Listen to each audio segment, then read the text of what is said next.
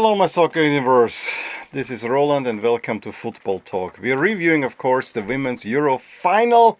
England won that one and I still don't quite know how. I'm sitting here in an England shirt and I wonder, was this one of the most undeserved wins?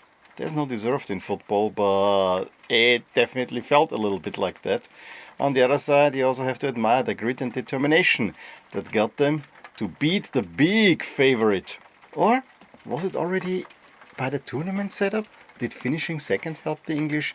We'll all discuss this within this video. This is the video that I at one point even thought I cannot even make, because right after the game I didn't really have the time to do that and I had to do some work as well today.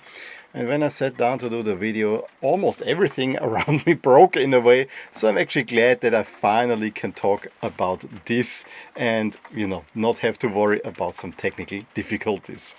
Well, let's talk about this final a little bit more in detail. While England had early chances, a little bit also assisted by the Spanish goalkeeper Caldentey, from the start it looked like it was going to be Spain's night. The midfield, Bonmatí, Putellas and Guijarro were running the show and England couldn't really touch the ball. They were always in defense and it was Spain, Spain, Spain all over. And it felt like a game of keep away with England's backline pinned deep in their own half. It was really ridiculous how Spain actually could dominate that one. And as I said, early chances for England, but overall it was all about Spain this one. And yes, they also missed a few chances. I think Del Castillo and also Gonzalez up front did miss a couple of them, but then a nice cross in and Mariona Caldentey had Spain into the lead, and this was fully deserved. And if they would have added a second one, England really couldn't have complained. Hampton, who started in goal for England, had to keep England in with a couple of key saves. Spain's pressing again was suffocating, and to make matters worse, Lauren James had to come off injured before half-time. But there was the stroke of genius by Sarina Wiegman. She brings on the hero of the previous Euro final in Chloe Kelly, and that actually then in the second half turned the game a little bit in England's favor, because in the second half it was a different energy. Stanway plays a perfect ball to Chloe Kelly on the wing, she crosses into the box and boom, Alessia Russo, header 1-1. I don't want to say it directly out of nowhere because England had a few more chances, but at this point it was not really reflective of the entirety of the game. But suddenly England had belief and shortly thereafter even had a good chance to make it 2-1. The game was cracked open. Again, the more the game went on, the more Spain took control, and especially in extra time, I really thought that it was Spain who only were in there for a winner. And it was also a little bit Spain trying to show off their style. I mean, there was this one chance in the first half of overtime where Parayello wants to do it with a back heel instead of taking the straight shot. And then, late on in overtime, Spain were really pressing for the winner. But it was not to come. And to penalties, the thing goes. And of course, the penalty shootout, England went first, so this was already going something in their favor. And to be honest, I already felt, well, England made it into the penalty shootout. I think they're gonna win it. Well, it actually didn't start out that well for England because Beth Mead converts, but it was a double touch, so new rule, and I'm sure Atletico Madrid fans will be complaining about that one, or they will be happy that finally this rule is into play. Beth Mead actually steps up again and sees her penalty saved by Coy. Guijarro then steps up, 1-0 for Spain. Greenwood also converts, it's 1-1, and then Hampton saves against Mariona. And I have to say, I don't quite get it. When you see the penalty shootout, and yes, this is the physical difference between men and women, but both goalies were rather small. I mean, if you hit it high up the middle, or at least in the corner, there's no way that they will be saved. But most of the penalties were only half height. It's an easy save for the goalies. And some of them were actually really, really, really weird. Especially this first save by Hannah Hampton, where I thought she was on her knees and then just could go with her hands up again. This is something you don't see. It was a really badly taken penalty. Then Charles actually gives England the first lead, and then Bonmatí steps up. And honestly, I thought this is the make or break penalty. Bonmatí, of course, sees her saved again rather poor penalty. Why not go for the corners? I don't quite understand this one. I mean, I guess I may be watching too much of the men's game and too little of the women. But overall, these penalties made next to no sense. I guess maybe shot power is also an issue, but still. Then, Katakol actually saves the penalty against Williamson. Or was this the penalty where she just goes on this? I think this was the one. That was a really weird one. And then Paralluelo actually needs to convert to keep Spain really in the running. And she actually aims for the corner but puts it wide. What can I say? What can I say? At that moment, Chloe Kelly then expertly converts, I have to say. And England are repeat champions, continuing a sensational streak by their coach Sarina Wiegman. She has been now in 5 consecutive finals. She won all the Euro finals and she lost both of the World Cup finals. That is a rather impressive streak, and I know there are some voices that say she might not be technically as astute, but this is a tournament that she again won against all the odds. England are repeat champions. Quite remarkable overall.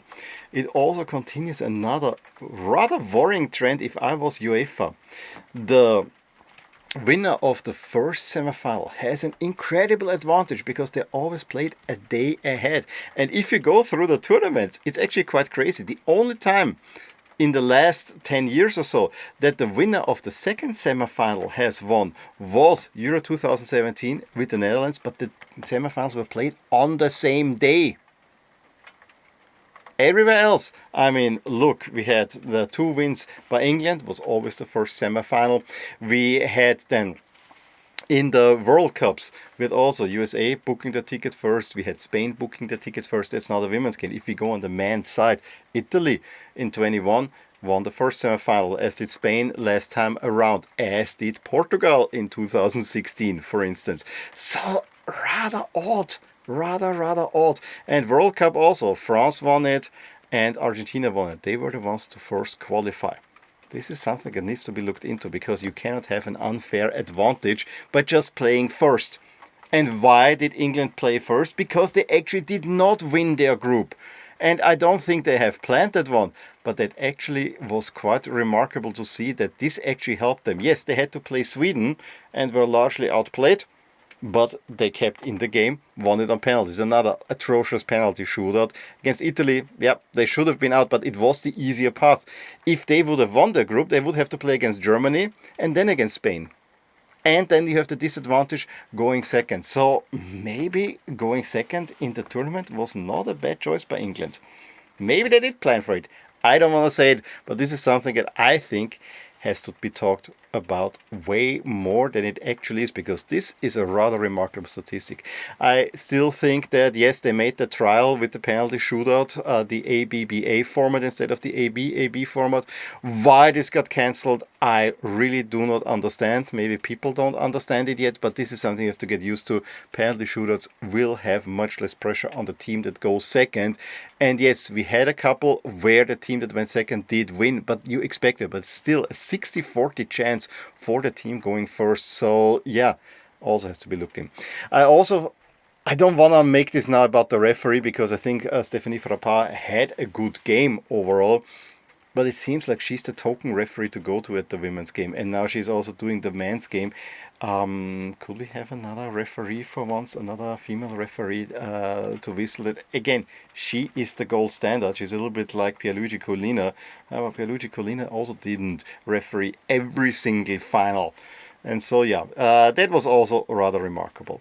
For Spain, I have to say, this generation, while great as they are, and they are world champions, a world championship was completely overshadowed by all the shenanigans that went afterwards. Atrocious stuff, to be honest, so hardly anyone remembers. But this Spain generation, I mean, it relies heavily on Barcelona. A Barcelona team that probably should have won the 4 last Champions League. However, they only won, I think, 2. And now they lost this final again. There is some oomph missing up front. It's a very familiar problem for Spain. It seemingly is that the Spain against England rivalry on all levels is the new rivalry in Europe. It used to be, when I started being a fan, it used to be Germany against Italy.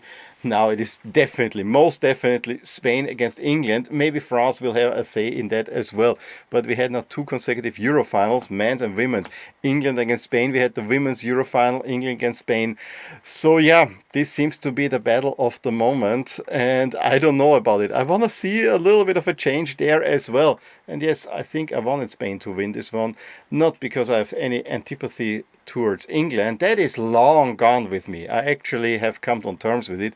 And if England play well, I actually am quite happy if they do something, because England is a great footballing nation. They should win tournaments, not only on the women's side, but also on the men's side. But in this case, I really felt that the English team was not rather deserving of that one. I still wasn't over that they ousted Italy when Italy actually really had them on the ropes. And same way goes to Sweden. Yeah, I really think that this was one of the luckiest wins in a tournament that I've seen. It was very German-like. Remember Germany in the 80s and 90s when they just got themselves into finals and then suddenly won those without really convincing. That's what this England team reminded me of. And yeah, they're not... I don't have the antipathy for England, as I said, as I did have for these German teams, because these German teams were rather unlikable. That's not the case for this England team. So I'm actually happy when I see them celebrating, and they did something, and you know, it's probably good for the rivalry, because if Spain would now win, it would also not be good. But you know, there's a chip on the shoulder now for Spain. They need to win another tournament, and I think the next World Cup, while they're defending champions, I think the US of A want to get back there as well. But that's talk for the future. Let's put a wrapper on this tournament.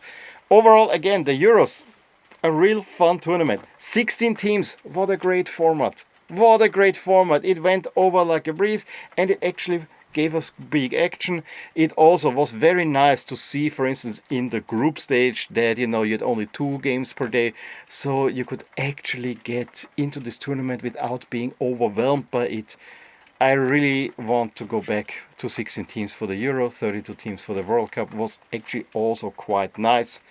We have to have mega tournaments with really weird formats. I know, it's all about this here. But I really enjoyed it. We had a 16-team tournament in Switzerland. We're a great host. Also, as always, I'm a little bit envious of the Swiss that they can pull off such a tournament when Austria should be able to do something similar. But, you know, again, more of this in Switzerland, of course. But Switzerland really did a great job there. Maybe as a host nation, you know, they made into the quarterfinals where they were ousted by Spain, and it was always a little bit wobbly, but they had the euphoria there, and all the stadiums were more or less sold out, and they even put the right stadiums. I think the sizes were right, although I hear some calls that maybe one should attempt to get the women's game into bigger stadiums. I understand from one side. However, I thought it looks better if everything is sold out in smaller stadiums than if you have a huge stadium where it's not sold out. But I guess if you go in the semi or final, even a quarterfinal, I think the stadiums could be bigger. But yeah, congratulations Switzerland for a great tournament. Congratulations England. Yes, I've said many negative things about you, but again, I wanna laud your grit over glory in a way, or with grit to glory. That's definitely so. Congratulations England, back-to-back Euro champions. Is this a new dynasty? I don't think, because the European game levels out, and there should be a third power in there in France, but France have the penchant of shooting themselves in the foot, especially in the women's game, not so much in the men's game. In any case, let me know your thoughts in the comments below. Give me a thumbs up if you enjoyed this video, subscribe to my channel if you want to see more. Look for this podcast in your favorite podcatcher. In any case, I will talk to you soon about more things in my soccer universe. Bye!